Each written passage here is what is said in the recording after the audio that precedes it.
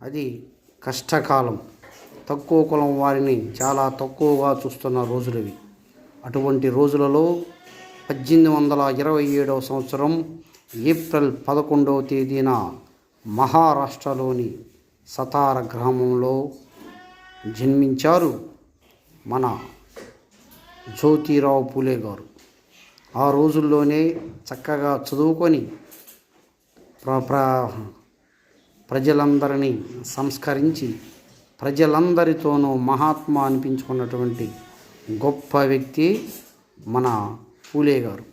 పూలే గారు చిన్నతనం నుంచి తన చక్కగా చదువుకొని గొప్ప వ్యక్తిగా పేరు పొందారు.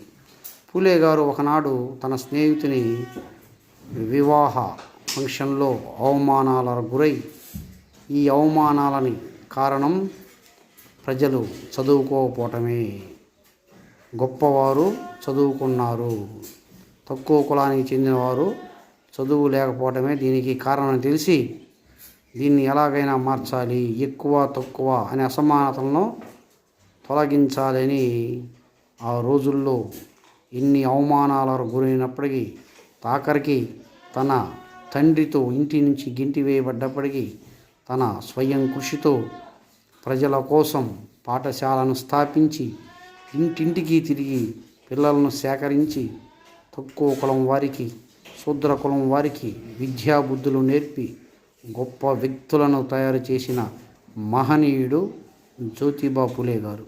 జ్యోతిబా పూలే గారు ప్రముఖ సంఘ సంస్కర్త. సంఘంలో ఉన్నటువంటి దురాచారాలను ఎన్నో రూపుమాపాడు.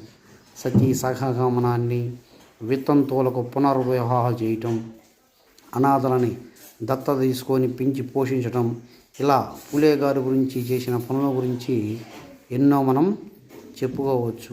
పూలే గారు ముందుగా పాఠశాలను స్థాపించినప్పుడు తను స్థాపించిన పాఠశాలకు విద్యాబుద్ధులు నేర్పడానికి ఎవరో ముందుకు రాని సమయంలో తన భార్య అయినటువంటి సావిత్రిబాయి పూలే గారికి విద్యను నేర్పించి తను స్థాపించిన పాఠశాలలోనే ఉపాధ్యాయురాలుగా, మొట్టమొదటి మహిళా ఉపాధ్యాయురాలుగా చేసి చేదోడు వాదోడుగా నిలిచిన వ్యక్తి మన జ్యోతిబా పూలే గారు. జ్యోతిబా పూలే గారు గురించి అంబేద్కర్ గారు జ్యోతిబా పూలే గారు మా గురువు లాంటి వారు అని చెప్పడంలో జ్యోతిబా పూలే గారి గొప్పదనం మనకు తెలుస్తుంది.